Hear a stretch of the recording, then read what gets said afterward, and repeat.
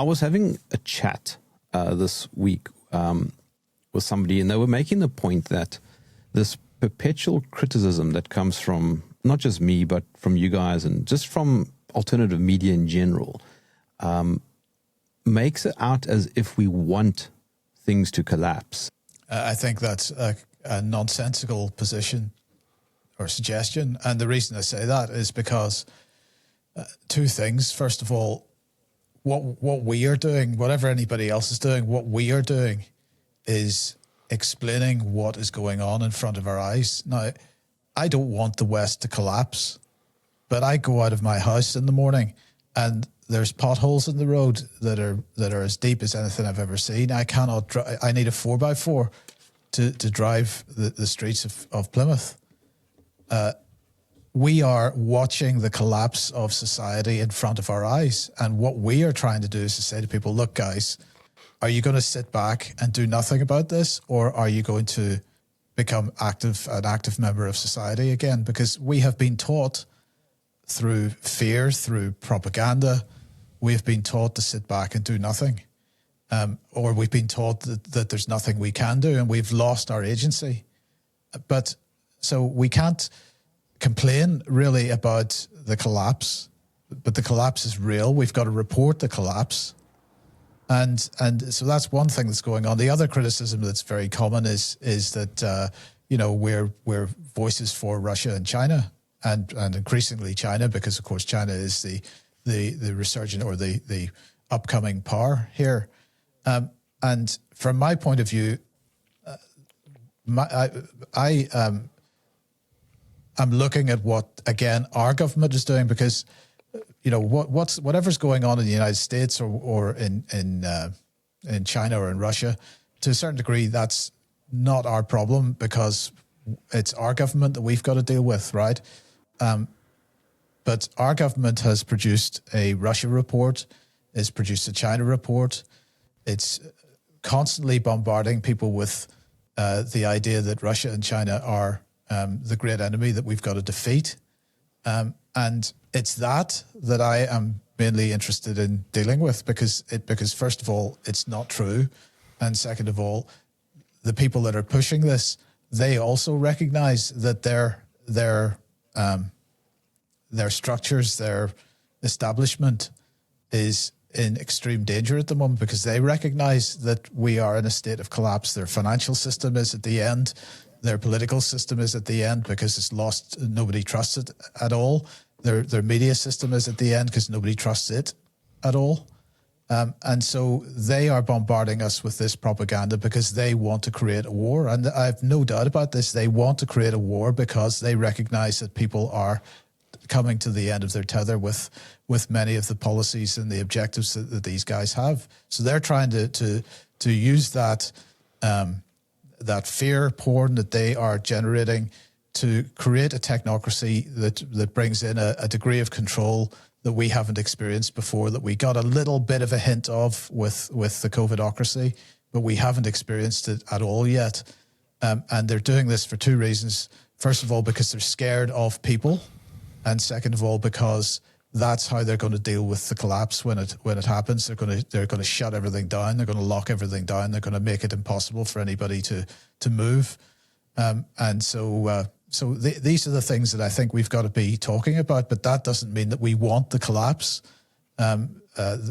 We're warning about the collapse. We're saying to people, look, you want to be dealing with this now, not when the collapse happens.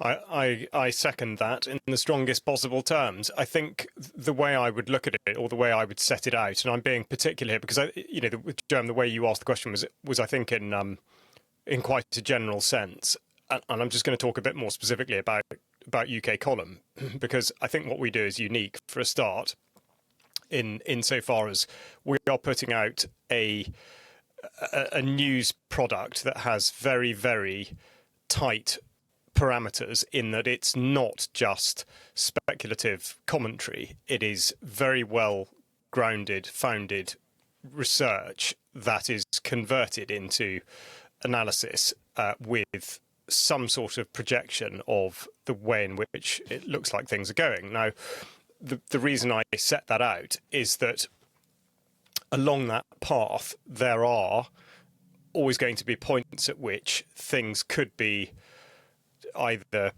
changed to a certain degree, or at least the pace at which something is happening could be modified. And so I think what I would put out, just to absolutely reinforce Mike's point, I mean, we are not doomsayers, and we are certainly not doomsayers for the sake of doomsaying. Now, I think the reason I want to qualify that or make that really distinct point is that I think there are an awful lot of people who very much are in that business. And what I find interesting about that, and this goes back to what Mike's actually just been saying about China and Russia, I think China in particular, is making a great fuss about things that frankly are somewhat nebulous, because people they don't get drawn in. They decide to pick ground that they really can't fight on. So I think, yeah, China is a very good example. And look at the marvellous distraction it is from not dealing with the potholes that Mike's describing, or the fact that you are unfit, overweight, unhealthy. You know, you're not in a great place mentally, all those sorts of things. And I don't say that in a sort of damning sense. I'm not trying to poke individuals here, but what I'm suggesting is that a large part of this is a sort of a subculture where there is a tendency towards the morbid, and unfortunately, okay, maybe not necessarily in monetary value, but that does sell, and it's a really disappointing element of the human condition that people, I don't know if this has ever been the case, but people are drawn into this idea of an impending disaster, however prolonged it may seem to be. But the idea of helplessness, unfortunately, is something that I think a lot of do I call them commentators? I don't know. Are trying to sell people because they can point to things sort of over there and over there and over there without ever once looking at their immediate environment and saying, yeah, but you know, this is what I'm doing about it. Now, the way I see UK column fitting into what could, let's face it, be an upward or a downward spiral, and I would always hope that it would be upward, is that we do what I've described, which is that we look at what's happened before, we look at what is happening now, and we surmise what it looks like, where it looks like things are going to go in the future, and that's done with a heck of a lot of consideration. Now, the point of doing that is to inform an audience who will not be prescribed to at all by us. And I think that's a really critical point to make. We're not there to say, no, this looks like that, so therefore do this. That is the route to disaster, I think. But what we do see is that all over the world, actually, but let's just take our sort of core audience in the United Kingdom, people will take on actions either at the individual or family or community level, and they will push those boundaries. They will get results of one sort or another, and they will feed back to us, at which point we can then report back as to how such and such a challenge to something played out. Now, as I say, this can work both ways. I would hope that would produce an upward spiral, in that is an iterative process, and we are able, by doing this, to report to the audience where somebody else has had success, to inspire people toward individual and collective actions that do actually make a difference. So, yes, it does look like the West is being made to collapse. Does it mean that absolutely, definitely has to happen? And indeed, what exactly do we mean by collapse? Because, of course, if we're talking about the collapse of certain frameworks that, let's face it, well, or at least in my personal belief, actually we shouldn't really have in the first place, then that's slightly a separate debate. So I don't want to get drawn into that. But no, we are not at all wanting things to collapse. I think what we're wanting, without, as I say, without sort of trying to shame people into it, but what we really want is for people to understand that what we're providing them with is ammunition is the word that springs to mind. I don't like to use that. That's necessarily that sort of terminology, but you know what I mean. We're giving people the information with which they can go and make positive differences to their lives. That is really what I think people should be doing. And so, therefore, if you're not going to take that attitude, then yeah, I can absolutely understand why you just look and say, oh well, UK Commonwealth just dragging everyone down into this, that, and the other. No, we're not doing that. If that's what you think, that is you. That's transposing your mentality onto it. So it's a very interesting psychological question. And when you boil it down to the individual level and you think, well, how does life work? If I look at life in a positive way and I know I pick a goal and I know what I want to achieve, how I'm going to do that, and I set out to do it, you will do it. If you look at it the other way and you think, well, it's all too much, I'm not going to get that done, you won't get it done. And that starts with one person. And when people coalesce, the same effect can happen across larger groups. I wasn't referring to UK column. I was just talking about the alternative space in general, because it got me thinking. Someone said to me the other day, yeah, but you're just perpetually criticizing, right? Because somebody mentioned after I pointed out that Trump was involved with warp speed, and then after that, Stargate, which is just this huge mass surveillance mRNA program that he's been proudly pushing. But someone said, yeah, but he's pulled the US out of the WHO. And I sometimes wonder whether we should also accept the wins where there are wins. I mean, that is a good thing, pulling out of the WHO. Rather than responding with more sort of blackballed, yes, but you see he's part of Palantir, blah, blah, blah, blah. I mean, that is a win, pulling out of the WHO. No, I don't agree, right? I don't agree because you cannot look at the any presidency or any prime ministership or any premiership of any kind and say, yeah, they did all right over here.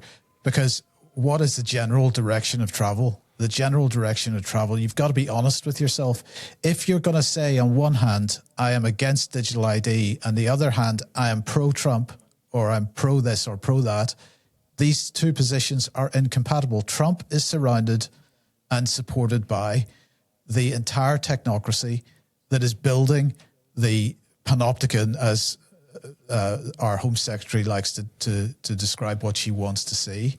They're building this in front of our eyes. And he is absolutely 100% behind that, right? Because the people that are behind him are the people that are wanting to build this and that are building this. The problem that we have here, Jerm, is that we have people who are looking at the world and saying, this is really bad. And they're dying for somebody to come and save them. And what they don't realize is that the only person that can save us is us. Right? If you're relying on somebody in the political class or the billionaire class to come and do it for you because you think that there's some benign dictator has come along, you're off the planet, right? This is not the way it works, and it's not the way it's working with Donald Trump or with anybody else. Nigel Farage isn't going to save us if he becomes prime minister. He's going to do exactly the same things that are going on at the moment. And he's going to bring in, no matter what he says about being against digital ID, he will absolutely follow the path because he's on that path and he's always been on that path. There are no heroes in the political or the billionaire class. And we've got to recognize finally that this whole argument between ourselves at our level of society, between left and right, is fake. The real argument is between the top and the bottom. And these days, it is literally a top and the bottom because they have engineered things to such a degree that there is a massive gulf between the billionaire class and everybody else. We've been talking about this for 10 years. The fact that the money is flowing uphill, the top 1% of the income streams in the West own 99% of the so-called wealth. Right, that is and that situation is reality. They are absolutely destroying the middle class. They're making everybody. This is what leveling up is all about. They're leveling everybody up at a certain level, and the elites are at the top. And there's this massive gulf in between. There are no solutions in Donald Trump because he is absolutely bringing in the regime that we are supposed to be fighting against. Yeah, but the point was, Mike. No, I understand the point, but no, you don't take the wins, because if you take the wins, you make excuses for the losses. And what is the net outcome? The net outcome is that we are being taken down a path towards total surveillance, total information awareness. That was what Poindexter was talking about 25 years ago, and that's what Edward Snowden exposed. Exactly the same policy, and we're seeing exactly the same policy being implemented right now.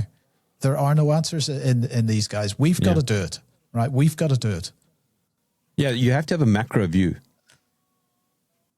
Well, both, I think. I mean, yeah, you do, but I think really the micro, the individual view is the one that should dominate, the one that should be more important, because otherwise you get so frustrated. And I think this is exactly what we see happening more and more. I mean, I apologise for the sort of repetition to an extent, but I think the further we go from the terrible period that started in 2020 when people's lives really were destroyed, I think the further we go from there, the more discombobulated people are made to feel, because there's no longer just one thing. Then it was just one thing. It was either the lockdowns or the pressure to take the jabs, and that particular wave has receded, and it's left a whole load of stuff which has confounded people and left them wondering exactly what they should be thinking. And the reason I mention that is I think, yes, if criticism is the word, and we talk, I mean, Donald Trump, poor chap, is always the sort of donkey who we're sticking the tail on. But the issue, and this goes right back to the sort of the founding principle of UK Column, which is concerning corruption. And now what I mean by that is the inconsistency, which is in effect what corruption is. So that's why when you raise Warp Speed and Stargate, that is in effect inconsistent. Or put the other way around, if you are prepared to support somebody who you know has done something that is completely outside of the sort of espoused vision that he puts forward of, a free America. I mean, or strong, whatever he's trying to sell, and yet he has these incredible inconsistencies. Well, that is a corruption. His narrative, his vision, his ideal is utterly corrupted by that, and therefore I would say it follows that if you are going to subscribe to the sort of, cure its egg, I mean, it's kind of good in parts, then that is also a corruption. You're selling yourself short if you're allowing yourself to believe that somebody who has made not just minor but absolutely massive incursions into the sort of destruction of civil liberties and all the rest of it, then that's completely wrong. And I think that's the most important bit. I mean, otherwise, just everything is a compromise. We're back to sort of free speech but territory or whatever. You can't. I think in terms of we talked about principles before, but I mean the whole point of a principle is that it is uncompromising. And I think that should be, one should overlay principles on top of these supposed sort of policies or deals or whatever they're called these days with people like Donald Trump. But let's make it more blurry, because this has come up plenty in my circles. Robert F. Kennedy has adjusted the vaccine schedule. This is a good thing on the face of it. Although, as Catherine said recently on my show, Robert himself is compromised. Yeah, I mean, it really doesn't make... What has he actually done there? Has it really made a difference? Not really. So, the point that Patrick Henningsen was constantly making from before Kennedy decided to... or before Kennedy was accepted into this role was that this effectively pulled his teeth. Same with Tulsi Gabbard. It pulled their teeth getting into these positions because they're running around trying to do what? They're now in a situation where they're within the political machinery that is putting roadblocks in their way at every stage. And the question is, where would Kennedy have been more effective? Would he have been more effective in the role that he's in, or would he have been more effective continuing to do what he was doing when he actually could have perhaps run on a presidential platform himself in the next election?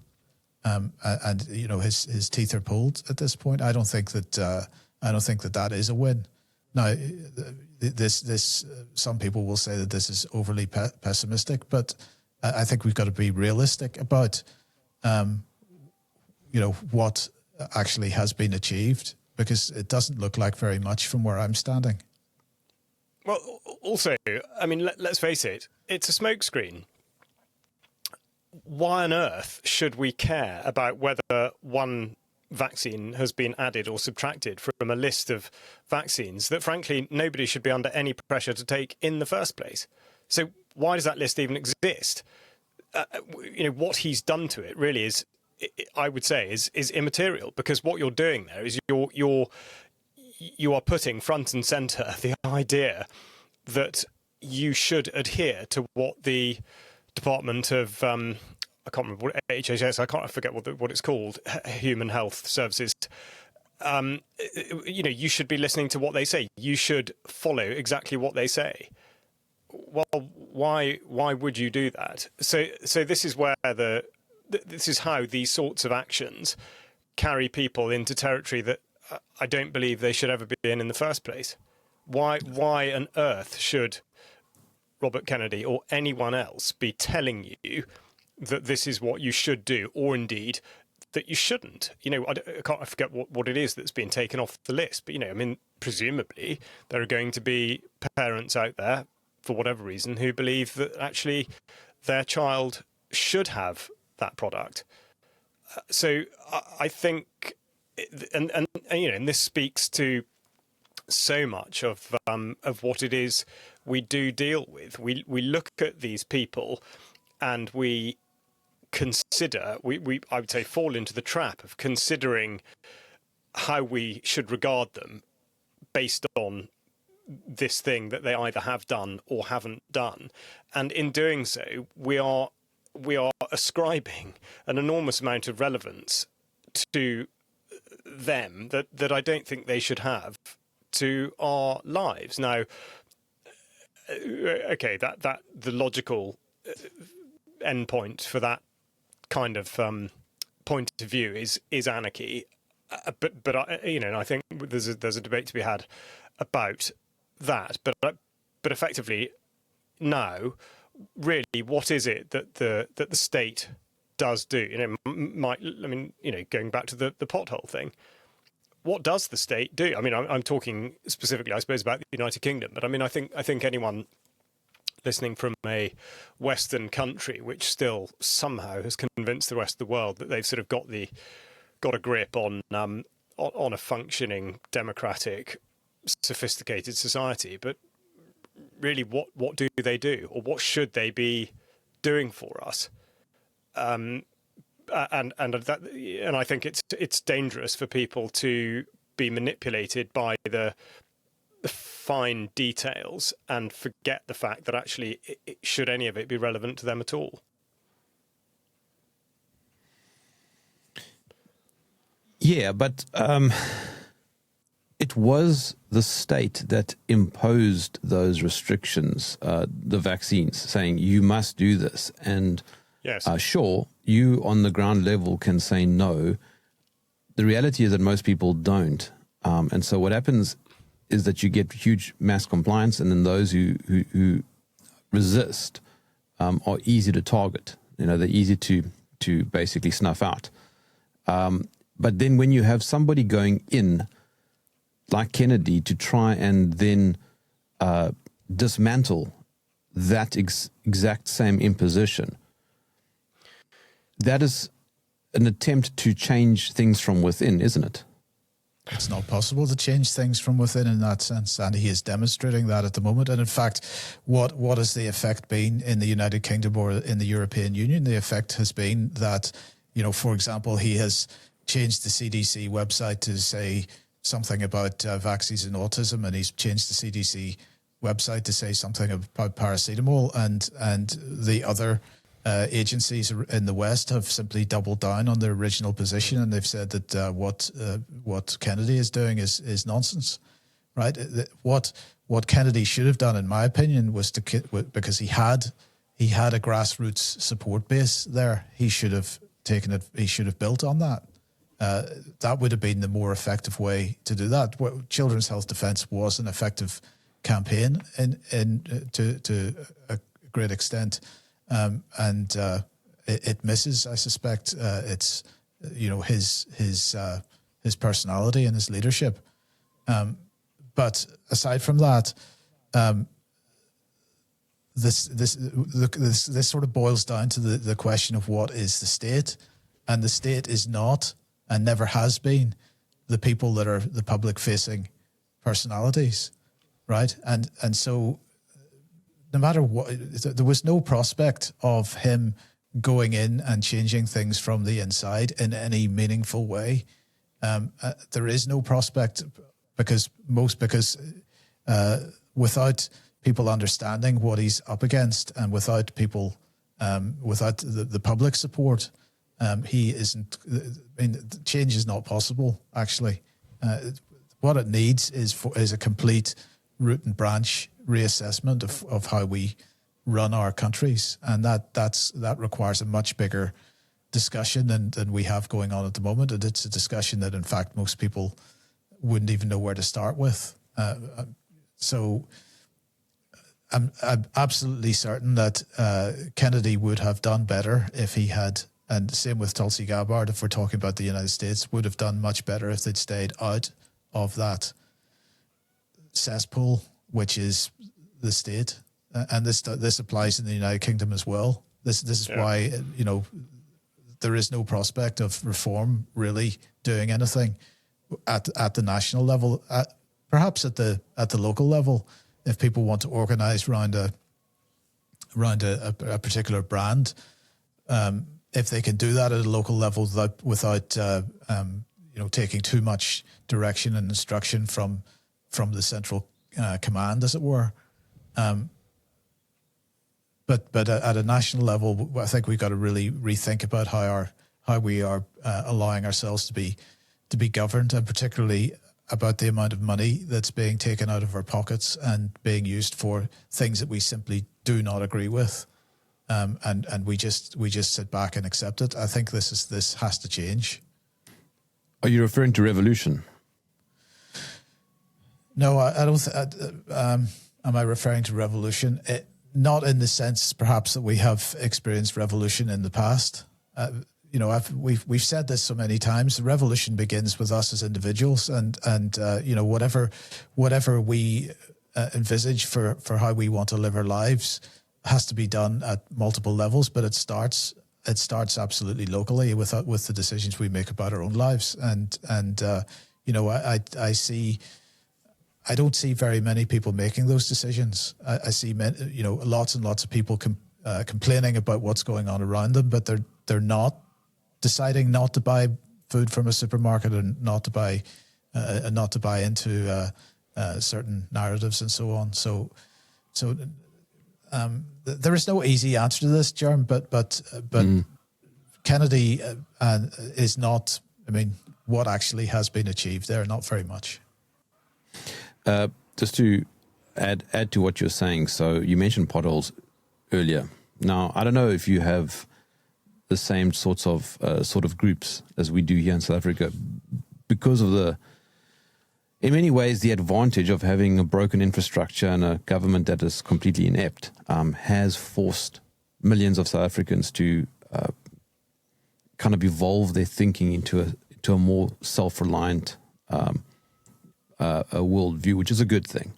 And we've got groups here such as AfriForum and Solidarity. These are completely individually funded organizations with lots and lots of members. And what this AfriForum group does is they go with their own money, fill potholes and fix potholes and all that kind of stuff, right? So that because they know that the government is not going to do it at any time soon. And then what they do later on is that they send that bill to the government, and they behind the scenes try and get the government to pay them. So in other words, they act without even the government asking. They kind of act as an agency. That is, I think, a good thing, because that is now in many ways giving the middle finger to the government. I think that's brilliant. We're starting to see in the UK videos appearing on social media, on YouTube and other places of people doing that kind of thing, clearing their own drains and so on, filling in their own potholes. That's great in and of itself. But if at the same time you're still paying your local taxes, then it's a double amount. You're paying twice, because you're paying them your tax money and you're paying them in your time for doing the job that they're supposed to be doing. So it's got to be both. It's got to be, by the way, we've done this work. Here's the bill.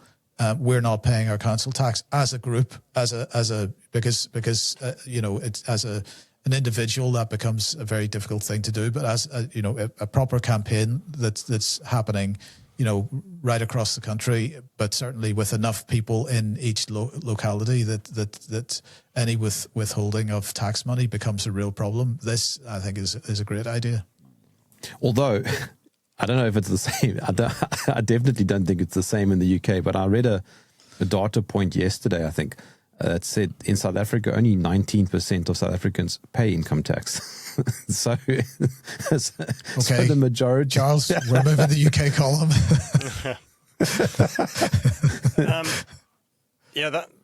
That is a very interesting one. I mean, the income tax thing. But yes, you see, going back to my point about UK column and the sort of three-part cycle where we would analyse and deliver news and then see how the audience respond, and then we report the sort of success or otherwise back. Those are the sorts of things that are so incredibly powerful, because it was not very long ago that we weren't reliant, or supposedly reliant, or made to feel like we were reliant on the state. And of course, in describing the state, for very many of those functions, what we're really describing is a terribly inefficient and corrupt process of contracting and subcontracting and sub-subcontracting all sorts of gigantic corporations to do this stuff and deliver a very poor return on investment. But yes, to be able to just get a grip and do it, yeah, I mean, it's completely possible. But it clearly therefore highlights exactly what is not being done by those people that are receiving tax money. This is really powerful. And I think this is where people do have that, they are faced with that choice of, am I going to sort of do this, or am I going to continue to, in effect, distract myself by the idea that it's all too big, or it's all too remote, or this, that, and the other. And it is, I consider that it's, it's massively regrettable that people are susceptible to having, I don't know, I suppose concerns that are liable to trump these sort of very practical things. I mean, I'm just thinking in particular of your, listen to your talk with Dave Weiss, Flat Earth, let's say. No, but there's, I think there's a really serious point to this. He began when you were talking to him about this. He began by saying, and by the way, this is I'm not in any way attacking him as an individual. I think we were at the same event in Dorset a couple of years ago, and we exchanged pleasantries. So I mean, I've obviously not criticising him at all. He's a nice guy. Yeah, okay, but where he kicked off was by saying that that if you think we're on a spinning ball with no control over ourselves, over our lives, our energy, our agency, all the rest of it, then you're kind of sunk. Now that's, I mean, I take issue with that on a number of levels, but the problem is that something like that, and I'm only picking that out because you've talked about this recently, but the problem is, for I'd say a considerable number of people, they are absolutely absorbed by something like that. Now,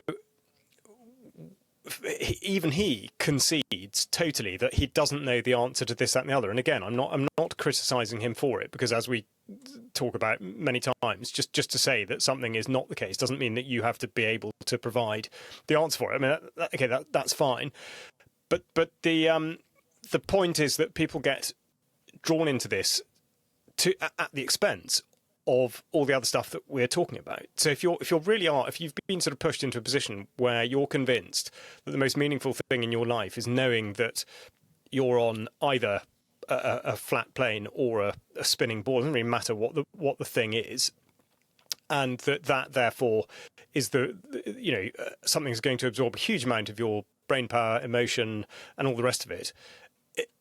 Is that going to help you with all the other things in life or not?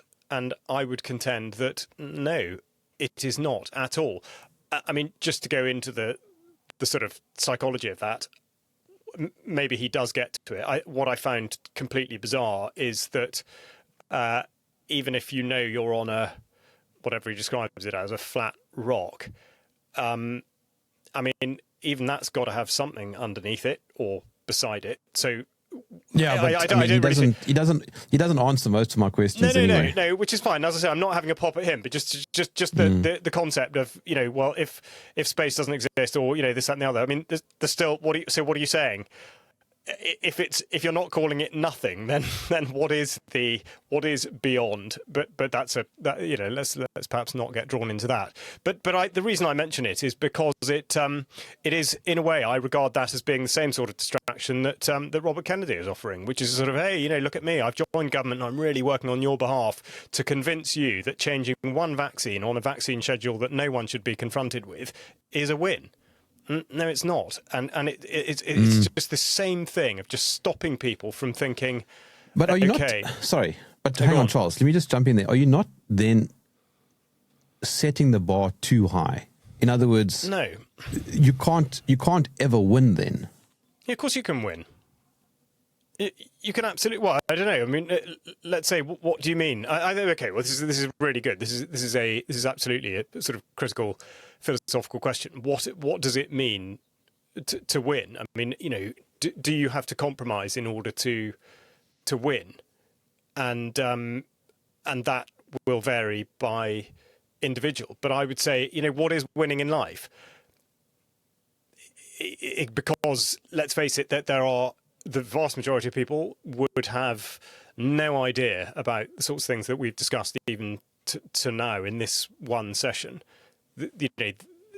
In this day and age, most people go through life without ever considering, or at least consciously considering, any of these things. So it's this sort of idea of, well, what are we suggesting, that we have some sort of higher knowledge, higher purpose, higher attainment? I don't think so. But what is it? Is it happiness? And therefore you create a scenario within which you have set particular goals that mean that you are happy in your life, that you are living the way you want to live. It will vary for the individual, but this idea of, because I think this went back certainly in 2020. There was a lot of we will win, we will do this, that, and the other. And yes, I see what is meant by that to a certain extent, but really it always still comes back to the individual. And I think, again, going back to what I say earlier on the psychological side of it, of doom and gloom, the West's going to collapse and whatever. Yeah, well, if everyone thinks like that and no one is going to step up and do something, then guess what? It will happen. But I think one has to hold very strong that idea that you personally can win. I mean, otherwise, what is the point? What do you think?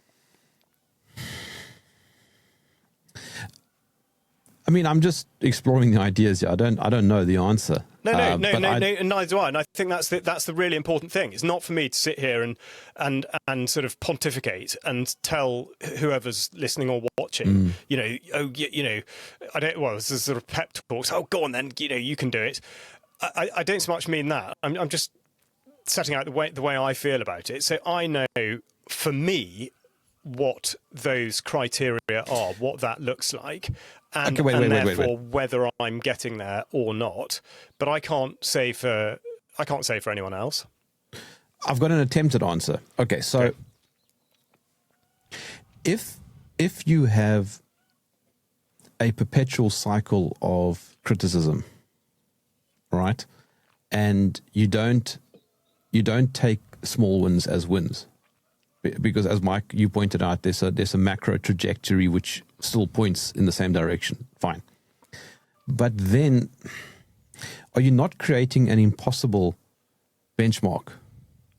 In other words, under those conditions, you can never, ever arrive at what you're wanting to arrive at. I think that's absolutely not the case. First of all, I mean, part of resisting actually is even making the decision about what it is that you want to arrive at, and this is something that part of the problem here is that people have not done the thinking in their own minds about what it is they want to actually achieve, or where they want to be, or what kind of society they want to live in. And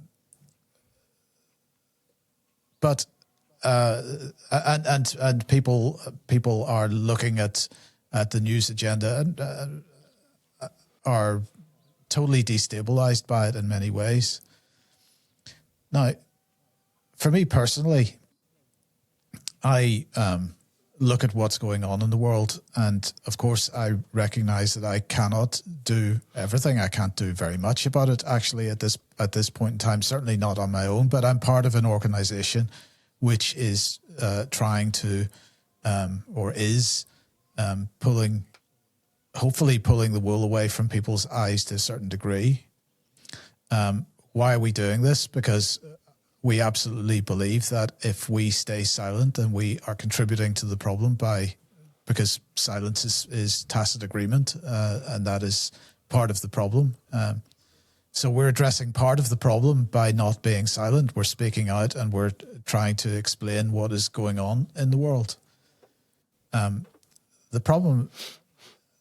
of the problem is that there seems to be an expectation that then we will also do certain other things in terms of providing solutions and fixes and things like that. But as Charles has hinted at there, what we really are in a position to do, because we don't have time to do everything, what we're in a position to do is to give publicity to people that are doing things to try to counter the types of things that we're talking about. So whether that's running campaigns to deal with the surveillance state, or whether that's running campaigns that are anti-war campaigns, or whatever it happens to be, we are in a position to help let people know what other people are doing in the country to resist in their way. So we are resisting in our way. We want to help people, let everybody know how they're resisting in their way. Now, if I go back, 10 years or so, whatever it was, and the agenda that was being brought into the United Kingdom at the time was fracking, and it had some really huge names and huge money behind it, Jim Ratcliffe being one of them, and big money coming in. And it had some significant political support as well. And Ian R. Crane at the time, who was a former oil man who was the first civilian into Iraq after the Iraq War and saw the brutality that had been meted out there, he basically chucked his career in the bin after that and started campaigning on many topics. But when fracking started to come into the UK, he became really a major force in helping people organize against it and he was, for example, absolutely determined that there would be no national level anti-fracking organisation in the UK, that all the anti-fracking campaigns had to be run locally. He helped the local campaigns get going. And the UK column provided him with a platform for that, with a program that he was producing called Fracking Nightmare. And every week he was bringing on to that program people that were doing stuff in their local communities to fight against what they perceived to be an existential threat to their communities. And I enjoyed that immensely. It was brilliant because here we had people around the country who were absolutely otherwise not politically engaged. This was an issue that they grabbed onto. It was something that was affecting them personally, and they ran with it, and they organized themselves, and they won. They beat the big money. They beat the big oil and gas money that was trying to bring that industry into the UK. It was a massive win, right? And we should celebrate that forever as a great example of what people can do when they get their act together, right? But people have forgotten about that because in the meantime, COVID's happened and so on. Now, COVID was not a win because it went away by itself. It wasn't the campaign that won the COVID battle, and that sort of the whole lockdown issue and so on is something which is hanging over heads, is something that could happen again in the future. But whether they attempt to bring fracking back again, I don't know that they will, because they know what they're going to be up against, because those people haven't gone away and they're going to get organized again. And the problem with the issue for the state was that a lot of the people that were campaigning, there were younger people involved, but a lot of them were pensioners and so on, that Ian called the Jerry activists. But the point was that when those people went out and they pulled out a deck chair and they sat down in it in the way of a truck, and then Manchester tactical police came along and absolutely brutalized them on camera because people were recording this.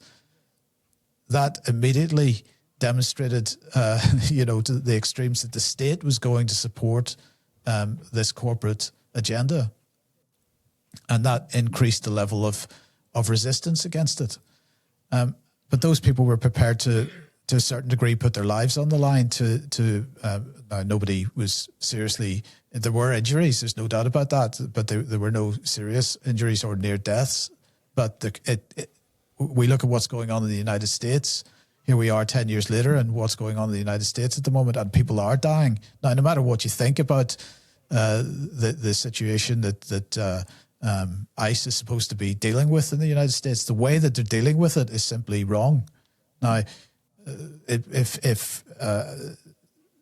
but my point is that a local campaign or local campaigns absolutely can be effective, and it's been demonstrated they can be effective. But from our point of view, we would love to be doing a lot more promoting that kind of activism. But people have got to actually get themselves organized and become that kind of activism before we can start promoting it. We can't do it as well as do what we're doing. That's my point, I suppose. Yeah. COVID, if you think about, there were no wins. I don't know of any major lawsuit that actually, I don't know if anybody anywhere was held accountable for anything in any country, actually, now that I think about it. You're right. It just it didn't even go away on its own. It was just replaced by Russia going into Ukraine. Well, and worse than that, because as Charles has said earlier in this discussion, the one issue has been replaced with many issues, and some of those issues are divisive because people have different views on the particular issues. Israel, Gaza being one, but just one. So yes, you're absolutely right. There were no wins with COVID other than the fact that people survived it without being forced to submit to a vaccine mandate in most cases and so on. that is slightly problematic. But in the meantime, though, we've got this digital ID / CBDC / panopticon surveillance state beast, which is building itself, AI beast that's building itself, and that seems to me like a brilliant target. That is something that actually most people could get organized around, because it's a topic which everybody agrees is not the direction we want to be going in. Another one that we might want to get organized around would be assisted dying, because we're seeing what's going on in Canada in particular, and how that legislation in Canada was the beginning of a slippery slope, and that actually it is turning into something really quite horrible at the moment. So there are a number of opportunities for people to get organized, even at a local level. Just get organized around the state of the streets, and the fact that it is destroying our cars. Right now, maybe this is not a problem as far as the state is concerned, because their intention is that we're not going to be driving our cars in 10 years' time. Well, maybe that's something that people should be getting organized around. There's a host of topics and opportunities out there, but for whatever reason, we're not seeing the motivation and the enthusiasm. People are. It's almost like people have resigned already, and that I think is problematic and something that we need to absolutely encourage the opposite to take place. But then you can kind of understand why some people become accelerationists. They just go, okay, well, in that case, let it all just happen so that we can then rebuild. If they survive. And if they have a clear vision of something thereafter. I mean, I think any of these things can have either a negative or a positive slant or connotation. I mean, just to go back to the idea of winning, I think there are two separate but obviously completely interrelated things. Mike's been talking about campaigns or actions that have a tangibles, perhaps not quite the right word, but a measurable result. And there's no doubt that for that to happen, the individual qualities of those involved have to be very specific. And I think that what I would like to do is to separate out the idea, like so fracking, for example. In actual fact, the winning part, as far as I'm concerned, is just joining that fray. And exactly like during the COVID period, it is going into that and not having your spirit broken. And that's the win. That is where you win. So it's very easy, you see, because the government and the media and all the sorts of, ne'er-do-wells that we spend a lot of time talking about, because they hold, in particular, the organs of communication. It is very easy for them to try to convince people that they are, in effect, winning. And but asymmetric actions, small-scale community actions and whatnot can certainly demonstrate that that's not the case. But I must say, I think individually it is about pursuing, yes, okay, at times practical goals, but mostly it has got to be a mental state and one that concerns your spirit and just not being broken and knowing that you are going to push on. Because if you don't and you capitulate, you're not passing that torch, and that's the danger. Look at where we are. We can all think of people who are generations above us, who share values, fundamental principles, and who have stayed faithful to them. And that is what we need to do. We need to be thinking about our philosophy, our values, our principles being passed on in order that, spirit and spiritual, we talk about this element of it being a spiritual battle, spiritual war. That is absolutely critical to absolutely all of it. So even if there wasn't a mass sort of back down in terms of lockdown policy or vaccine policy or whatever, actually you should really be considering how you conducted yourself individually and how you responded to the people around you that you knew during that period. That's the most important thing, because that's the bit that nobody can take away from you. So I think that's really important. And I'd just like to crowbar in a cricket analogy here, mostly for Jerm's benefit, but also because I think there's a humorous attachment here.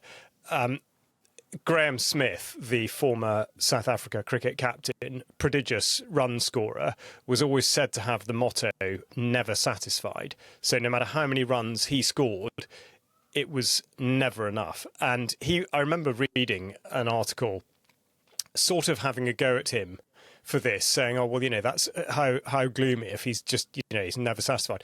But to me, I absolutely understand that. You are always wanting to push on. It doesn't at all mean that you're disappointed by anything that is happening either at that time or in retrospect. But you always want to be pushing on to the next point. And I think that's the way in which I view the world now. That's what we want to do. Why would you ever limit what it is that you want to achieve? You just want to go on and on and on. The reason I mention it particularly is the first time I ever saw him play in this country. He was great. Yeah, he was great. He was great. And I saw him batting at Lords. I'm pretty sure he scored a century first game he played at Lords 20 odd years ago. And I was sitting in the grandstand with a friend who, just as the lunch interval was starting, turned to me and said, by the way, do you know that we're sitting directly in front of Graham Smith's parents? And I thought, gosh, how bizarre, and turned around, and sure enough, the man sitting behind me was absolute dead ringer for Graham Smith, except they had a moustache. And so he'd just scored his ton. So I thought, OK, great. Well, I've got to, really got to lay it on thick for the parents. They're over here. And what an amazing moment. So I turned round, and the husband actually had already shot off, I don't know, to go to the bar or whatever. So the mother was there, and I just turned round and said, gosh, what an amazing moment. You must be incredibly proud. And she just looked completely blank and had no idea what I was talking about. And so I thought, right, OK, this is odd. It's not at all the reaction I was expecting. So I said, "Oh, you are Mrs. Smith, aren't you?" And again, just blank. She was completely wrong-footed. So then I thought, okay, now I know I've got this right. So what is she? Maybe she's a friend of his father or a sister or something. Anyway, we went through the whole thing. Turned out there was absolutely complete misidentification, nothing to do with them whatsoever. and then I then had the entirety of the afternoon session with these people sitting directly behind me, thinking, "Gosh, who is this lunatic?" But anyway, but I it was a silly story, but I do think there's a serious point to it, and it is the idea that that there aren't limits. You just you keep going, and you're striving for excellence. Yeah, I think you absolutely are, and I think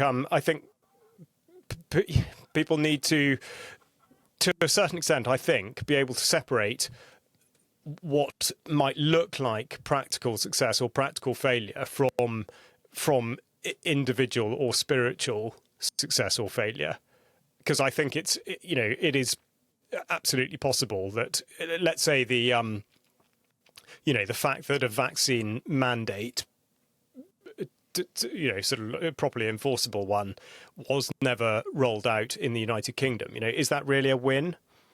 I don't think so.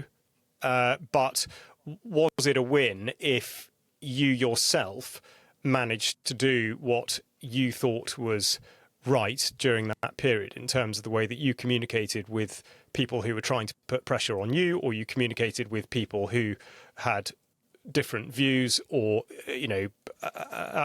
adverse experiences? I would say that is the win there. To be able to maintain your sense of composure and your own vision of your life. Well, Graham's century was also a win. Yeah. Well, yeah. Okay. That is also true. Yeah. So yes, if we're to further that one, yeah, true. Now, of course, that was one moral of your story. The other moral of your story, Charles, was that you you accepted what you were told without checking your facts, and of course that is another point of the column is that we do put this information out there, but we do have an expectation of positive engagement from our audience. Well, absolutely. But no, I mean, come on, I went straight to the source to verify the information. Turned out I ended up with egg on my face. But otherwise, I would be telling an outright lie, wouldn't I? Otherwise, I'd be telling this story about how I sat right in front of Graham Smith's parents and never spoke to them. No. I sat in front of people who weren't Graham Smith's parents and made a complete arse of myself. Well, just before we bowl the final ball, hey, how's that for an analogy there? Continuing it. I was at a wedding a couple months ago, and A.B. de Villiers was there, and he used to open alongside Graham Smith, also one of the best cricketers in the world. Absolutely. I'm just quickly trying to remember. So that was a good era of cricket 20 years ago. So I'm trying to think now, who was England's captain? What was his name? At that point, I think it was still Michael Vaughan. Michael or Atherton, wasn't it? No, Atherton, I think, had already finished by then. Yes, I think Atherton. I tell you what, it was an odd period. It was Atherton had the no, I wasn't tampering with the ball. It was just a little bit of soil in my pocket. So, let's just pretend that didn't happen. I think what had happened is Atherton had been binned as captain, Vaughan had taken over, and Atherton had come back into the side, not as captain. I think that was when cricket was still fun to watch, but it's all changed now. Yeah. It has changed now. All right. Yeah, hugely. I just quickly want to check some. I want to confirm something. Earlier, I said that I heard a data point that South Africa's tax-paying population is around 19%. I checked it. I'm incorrect. It's around 12%. And in fact, it's even worse. Listen to this. The concentration of tax burden is even more stark when examining who pays the majority of income tax. Just 2.6% of the population paid 76.2% of all personal income tax in the 2023-2024 financial year. So that explains why the potholes have to get filled, Mike, by individuals and their communities. No, it doesn't, because we have more potholes than you do, and I'm pretty sure. I mean, I have no evidence for that statement whatsoever. I want to stress, but we're paying. Everybody is paying something like 70 or 80% of their income in one form of tax or another. So, and we're not getting them filled. So, we still have to take the personal action if we want it done. Well, on that very uplifting note, Charles and Mike, I'll catch up with you next week.